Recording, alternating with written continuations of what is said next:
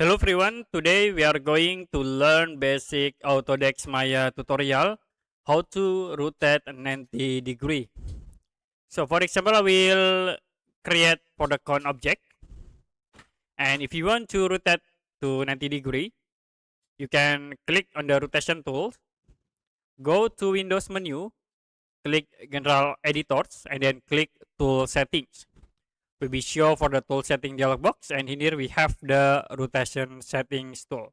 So you can active for the step snaps in here, like I will set to the absolute, and you can change for the rotation angle 90 degree.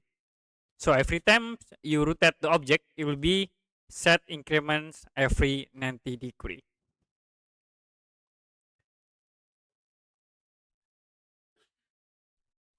Okay, that's it for basic Autodesk Maya tutorial how to rotate 90 degree.